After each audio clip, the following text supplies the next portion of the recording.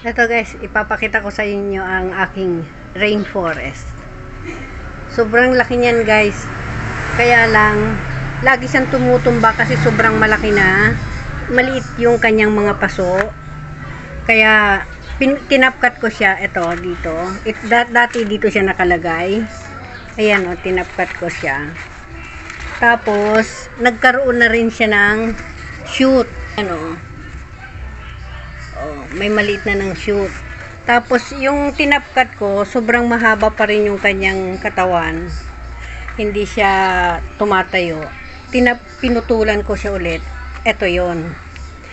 Pero nakakatuwa guys kasi tignan mo, yung sumibol na dahon niya is may variegation. Samantalang yung mother niya, wala siyang variegation. Literal na green lang siya talaga. Pero tignan mo yung sumibol. Oh, 'di ba? Nakakatuwa. Hindi ko iniisip ko kung sana diretsong pag lumaki siya, nagkadahon-dahon pa ulit. Tuloy-tuloy na ganyan na siya. 'Di ba ang saya? Tapos, ito naman ang aking golden alocasia. Ayan. Na naglalas na din at may nakimukbang. Ayan o, namukbang yung kanyang mga dahon. O, araw-araw ko na nga chine-check ang kanyang mga dahon sa likod para baka may kumain. Ay, nakalusot pa rin. Ayan o. Tapos, ito naman yung aking sensation. Ayan. Yung aking Amazonica. Yan. Nilalagyan ko ng mga pangalan yan guys kasi para alam ko. Ayan o. Amazonica. Tapos ito naman yung aking Yellow Orlando. Tapos ito yung aking Birkins na sobrang laki na. Kailangan ko na rin siyang itapkat. Kailangan ko lang talaga ng paso kasi wala na akong paso. Itatapkat ko siya ulit para dumami. Ayan. Yung aking Banda Orchids. Ayan. At ito naman yung aking Amplissimo. Tinapkat ko din yan guys. Tingnan. Natapkat ko din yan kasi sobrang taas na. Yumuyo ko na. Ngayon, nung titinapkat ko, lahat ng kanyang nodes ay mayroong shoot. Ayan o. Sa taas. Ayan. Saka ito. Ito pa sa baba o. Lahat ng nodes na mayroon siya, tinubuan ng shoot o. Hanggang sa ibaba. 6 yan ang shoot na lumabas ay shoot na lumabas o. 1, 2, 3, 4, 5, 6. 5, 6. Yan. At ito naman yung aking Three Kings na albo na natunaw kasi nung bagyo, ulan ng ulan, wala namang bubong dito, kundi pinapayungan ko lang siya ng malaking umbrella. Sa sobrang nababad sa tubig, natunaw yung mga dahon. Mabuti hindi siya namatay, pero medyo tumamlay siya ng konti. Ang aking ito naman ng si Green Emerald. Yan. Na sobrang kapal na din. Ang aking Burley Marks. Tapos yung variegated ko na Burley Marks natunaw din. Kasi masyado silang sensitive sa water at saka sobrang init. Gusto lang nila katamtaman lang. Ito naman yung aking Walechi na gumaganda ang kanyang dahon.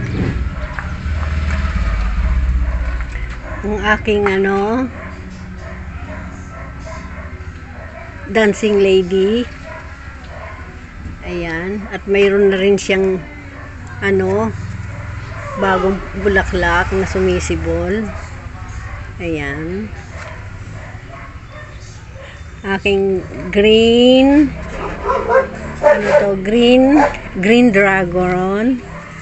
green dragon na aking propa. Yan. Ito yung aking black velvet na natunaw din kasama ng aking at ayan, may bagong shoot na din dahon. Ito din yung aking alocasia albo na natunaw din bagyo. Kaya ayan, may bago na rin din siyang shoot dahon.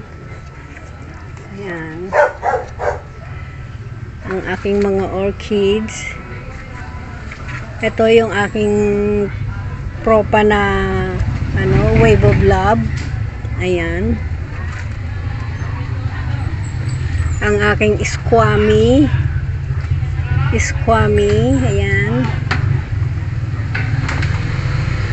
Ito si Ipi Albo. Ayan. Propa ko din yan.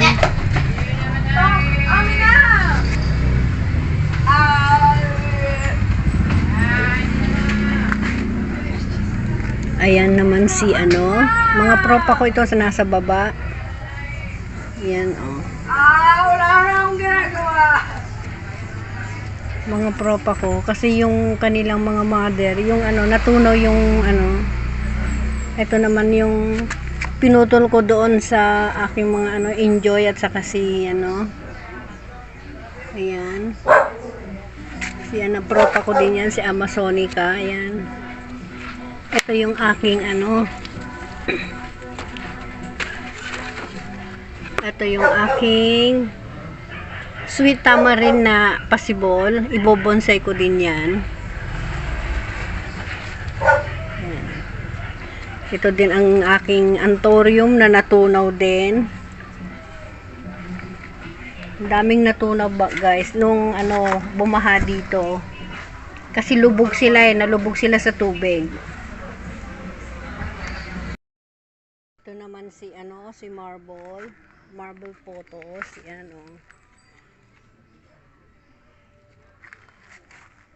Ito naman ang giant photos ko na natapkat din. Ayan kasi sobrang bumaluktot na. Ito ang aking maraming enjoy, pearl and jade. Ito ang aking black negra, alocasia black negra. Ito yung aking pearl and jade na nakapool. Ito pa rin ay propa ko din na wave of love. Yan. Ito yung mother kasi natapkat yan. Tinapkat ko yan. Ito yung pinaka tapkat niya. Sobrang laki. Ayan guys. Sobrang laki siya. Tapos yung pinagputulan, ito nga yun.